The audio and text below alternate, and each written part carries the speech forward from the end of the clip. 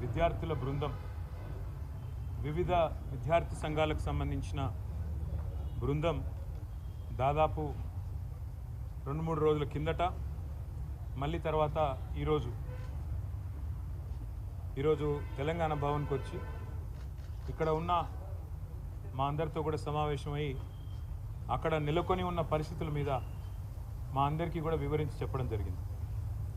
అసలు Hyderabad central university ఏర్పడిందే ఆనాడు మొదటి దశ తెలంగాణ ఉద్యమం జరిగిన తర్వాత 1968 నుంచి 71 వరకు జరిగిన ఉద్యమం తర్వాత మరి హైదరాబాద్లో కూడా ఒక కేంద్రీయ విద్యాలయం ఉండాలి అని చెప్పి విశ్వవిద్యాలయం ఉండాలని చెప్పి ఆ రోజు జరిగిన 370 ఆత్మ బలిదానాల సాక్షిగా ఒక రకంగా చెప్పాలి అంటే ఇక్కడ మనకు ఈ కేంద్రీయ విశ్వవిద్యాలయం వచ్చిన తర్వాత ఇవాళ భారతదేశంలోనే మంచి పేరు సంపాదించుకుని మంచి క్రెడిబిలిటీ సంపాదించుకున్న విశ్వవిద్యాలయాల్లో మన హైదరాబాద్ సెంట్రల్ యూనివర్సిటీ కూడా అగ్రభాగాన ఉంది.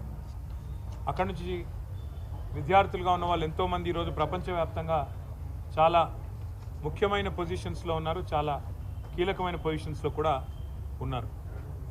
హైదరాబాద్ సెంట్రల్ యూనివర్సిటీ కేవలం మన ఉమ్మడి ఆంధ్రప్రదేశ్కి ఈరోజు తెలంగాణకి కాదు భారతదేశానికే తలమానికంగా గొప్పగా ఉన్న విశ్వవిద్యాలయాల్లో ఒకటి అని చెప్పక తప్పదు. ఇవాళ హైదరాబాద్ సెంట్రల్ యూనివర్సిటీలో నెలకొని ఉన్న పరిస్థితులు చూస్తుంటే డెఫినెట్గా ప్రజాస్వామిక స్ఫూర్తి ఉన్న ఎవరికైనా సామాజిక స్పృహ ఉన్న ఎవరికైనా మరి డెఫినెట్గా బాధ కలగక తప్పని పరిస్థితి కనబడతా ఉన్నది. పిల్లలు పాపం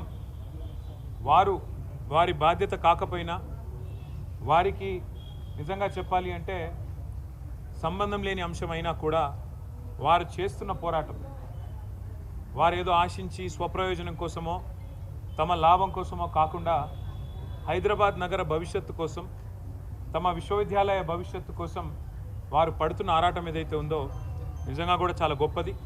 ఈ మధ్యకాలంలో కొత్త తరం పిల్లల్లో పోరాట స్ఫూర్తి తగ్గిందేమో అని అప్పుడప్పుడు మేము కొద్దిగా ఉద్యమం నుంచి వచ్చిన వాళ్ళం అప్పుడప్పుడు బాధపడుతూ ఉంటాం. కానీ అదేమీ కాదు. సరైన సందర్భం వచ్చినప్పుడు సరైన ఇష్యూ ఉన్నప్పుడు తప్పకుండా మేము గొంతు విప్పుతాము అని చెప్పి వాళ్ళ హైదరాబాద్ సెంట్రల్ యూనివర్సిటీ పిల్లలు చూపెడుతున్న తెగువ వారి పోరాటానికి ముందుగా నేను సెల్యూట్ చేస్తూ వారికి హ్యాట్స్ ఆఫ్ చెప్తూ నేను కాంగ్రెస్ పార్టీని ముఖ్యంగా ఇక్కడున్న కాంగ్రెస్ ప్రభుత్వాన్ని సూటిగా ఒక 3-4 ప్రశ్నలు ఆ పిల్లల తరపున మా పార్టీ తరపున కూడా అడుగుతా ఉన్నాను. ఒకటి, ఇవాళ మీరు చేస్తున్న దాష్టీకం మీరు చేస్తున్న అరాచకం గత 3 రోజులుగా వందల సంఖ్యలో బుల్డోజర్లను పంపి వందల సంఖ్యలో అక్కడ హిటాచీ మెషిన్లను పంపి వందల మంది పోలీసు వాళ్ళని పెట్టి ఎందుకు ఇంత ఇంత గందరగోళంగా అక్కడ ఉండే చెట్లను కొట్టేసి అక్కడ ఉండే జంతువుల్ని తరిమేసి అక్కడ ఏమీ లేదో అదంతా బంజరు భూమి అని చెప్పడానికి ప్రభుత్వం ఎందుకింత ఆరాటపడుతున్నది చెప్పాలని నేను కోరుతా ఉన్నాను. ముఖ్యంగా ఈ ప్రాంతం అంటే మొత్తం హైదరాబాద్ సెంట్రల్ యూనివర్సిటీ తీసుకుంటే దాదాపు 2600 ఎకరాలు దాటి విస్తరించి ఉన్న ఒక విశ్వవిద్యాలయం అది. మనం నిజంగా చెప్పాలంటే ఈ పశ్చిమ హైదరాబాద్ గత 10-15 ఏళ్లలో విస్తృతంగా పెరిగిపోయింది. అది మన గచ్చిబౌలి కావచ్చు, నానక్రామ్గూడ కావచ్చు, ఖాజాగూడ కావచ్చు, ఆ ప్రాంతం మొత్తం శేర్లింగంపల్లి దాకా ఎక్కడికక్కడ ఇవాళ కోకాపేట దాకా విస్తృతంగా ఒక కాంక్రీట్ జంగల్గా మారిపోయిన పరిస్థితి. అక్కడ నిజంగా చెప్పాలంటే ఇప్పుడు జరుగుతున్న కన్స్ట్రక్షన్ బహుశా భారతదేశంలో ఏ నగరంలో ఇంత స్మాల్ ఏరియాలో అంత పెద్ద ఎత్తున కన్స్ట్రక్షన్ ఎక్కడ కూడా జరగడం లేదు. ఇది వాస్తవం.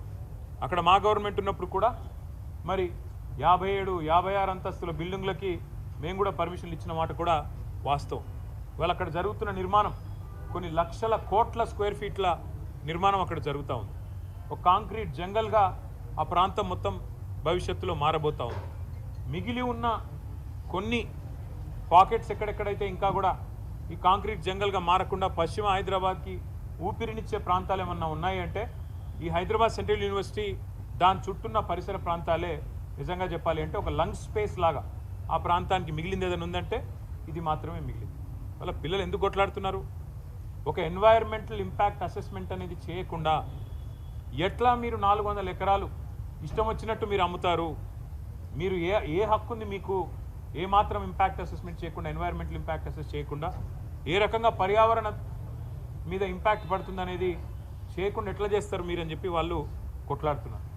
రెండవది, ఆనాడు 2003 ఆ ప్రాంతంలో ఐఎంజీ భరత అనే కంపెనీకి ఆనాటి అప్పటి ప్రభుత్వం ఏదైతే భూమి కేటాయించిందో, ఎందుకు కేటాయించింది? ఆ ప్రాంతంలో స్పోర్టింగ్ ఇన్ఫ్రాస్ట్రక్చర్ క్రియేట్ చేస్తారని చెప్పి ఒరిజినల్గా ల్యాండ్ కేటాయించారు. అక్కడ క్రీడలకు సంబంధించి స్టేడియంస్ కానీ అకాడమీలు కానీ అట్లాంటివి మాత్రమే పెడతారని ల్యాండ్ ఇచ్చినారు తప్ప అక్కడ మళ్ళీ బహుళ అంతస్తుల మేడలు అంటే 50, 60, 70, 90 అంతస్తుల మేడలు కట్టమని, కోట్ల స్క్వేర్ ఫీట్లలో బిల్డింగులు కట్టమని ఆనాడు ఆ గవర్నమెంట్ ల్యాండ్ ఇవ్వలేదు. ఆ గవర్నమెంట్ ల్యాండ్ ఇచ్చింది అక్కడ క్రీడలకు సంబంధించిన అక్కడ వాతావరణ నిర్మాణం కోసం, ఒక ఇన్ఫ్రాస్ట్రక్చర్ నిర్మాణం కోసం కేటాయించారు. ఆ తర్వాత సరే ఆ కేసు, ఎందుకంటే ఆ కంపెనీయే ఫేక్ అని, డమ్మీ అనేది స్కామ్ అని, తర్వాత కాంగ్రెస్ గవర్నమెంటు 2004లో కోర్టుకు పోయింది. ఆ ప్రైవేట్ వాళ్ళు కూడా కోర్టుకు పోయినారు. ఆ కోర్టు కేసు మొన్న 21 ఏళ్ల తర్వాత ఆనాడు కాంగ్రెస్ గవర్నమెంట్ కొట్లాడింది, రాజశేఖర రెడ్డి గారి గవర్నమెంటు, ఆ తర్వాత మా గవర్నమెంట్ కొట్లాడింది. మొన్న ఫైనల్గా తీర్పు వచ్చింది. ఆ తీర్పును అనుసరించి ఇప్పుడు ప్రభుత్వం ఆ 400 ఎకరాలను అమ్మి 30,000 కోట్ల రూపాయలు సేకరించాలని లక్ష్యంగా పెట్టుకున్నాను. నేను ముఖ్యమంత్రి రేవంత్ రెడ్డి గారిని అడుగుతా ఉన్నా, కాంగ్రెస్ ప్రభుత్వాన్ని అడుగుతా ఉన్నా, మీకు ఆస్తులు అమ్మడం, అప్పులు తేవడం అనే మీ ఎజెండా ఏదైతే ఉందో, సరే అది మీరు ప్రభుత్వంలో ఉన్నారు, ప్రజలు నిర్ణయిస్తారు, అల్టిమేట్గా మీరు చేసేది తప్ప ఒప్ప.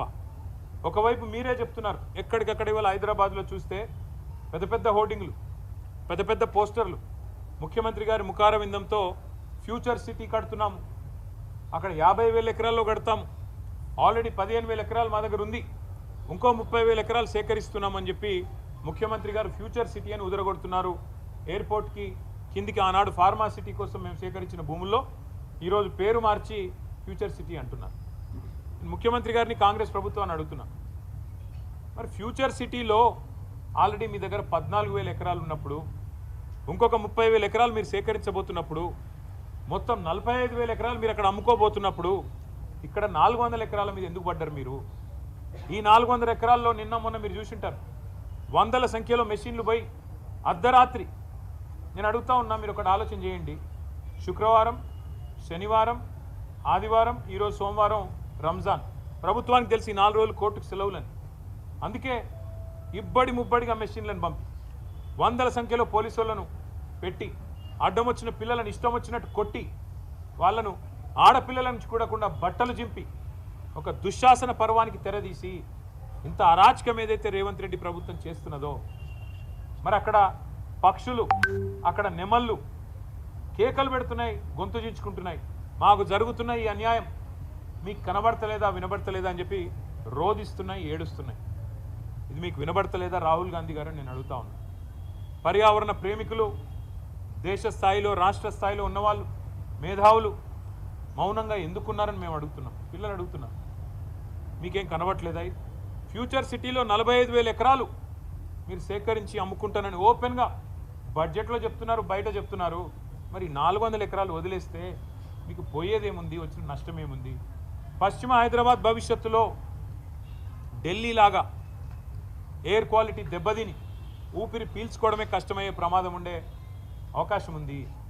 మీరు ఈ 2,400, 2,500 ఎకరాలు ఇట్లే ఉండనిస్తే సెంట్రల్ యూనివర్సిటీ కింద అది బ్రహ్మాండంగా మరి మనకి ఇక్కడ లంగ్ స్పేస్ లాగా కూడా ఉపయోగపడుతుంది, ఒక విశ్వవిద్యాలయానికి కూడా ఉపయోగపడే అవకాశం ఉంది.